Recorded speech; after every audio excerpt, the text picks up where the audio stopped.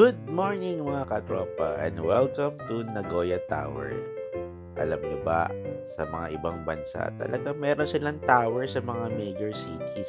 Maganda siya sa umaga, ano kaya itsura niya sa gabi? Wow! Diba? Parang kang nasa Paris. Habang nakikita mo yung tower yung Nagoya, oh grabe. Iyon no, ibaba ulit natin.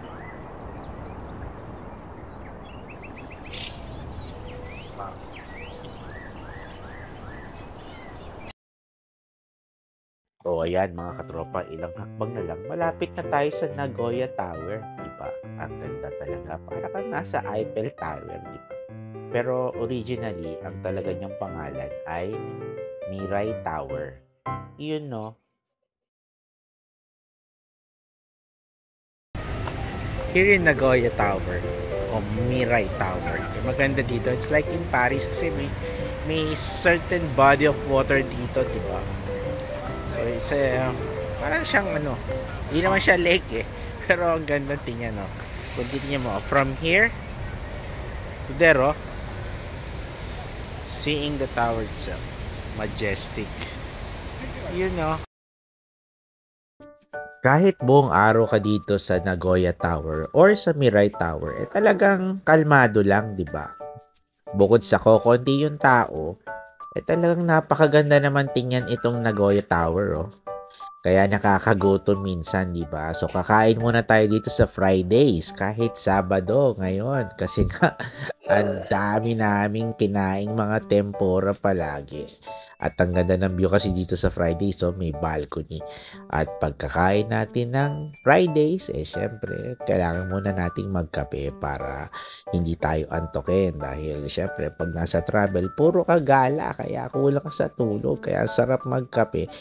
At na-surprise ako. Meron palang kape itong si Ralph Lauren na katabi ng kanilang store, di ba? Kaya perfect to, Habang nagkakape, pwede kang bumili ng yung damit na gusto, di ba? Basta may budget ka. Yun, no?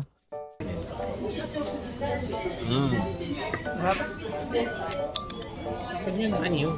Ang dasi. Sarap. Siyempre, nasa Japan. Pero, actually, kung titingnan mo yung price, di ba? Kanina pinakita ko yung price. Mura lang siya. Parang presyong Starbucks sa Pilipinas, di ba? Ay, sige. Kasi, especially right now, maliit yung conversion ng peso to Japanese yen. Kaya, mas mura dito kaysa kung sa ibang Southeast Asian countries. Yun lang. Red velvet, diba? Nasa mga 1,000 yan to, So, parang less than 500 pesos. Diba? Tikman na.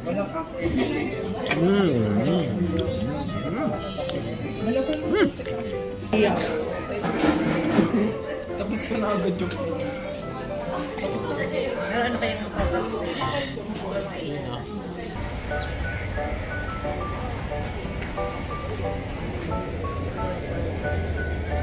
Laki.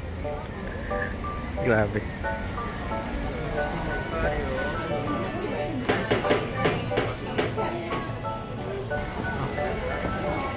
Ang daming ice cream.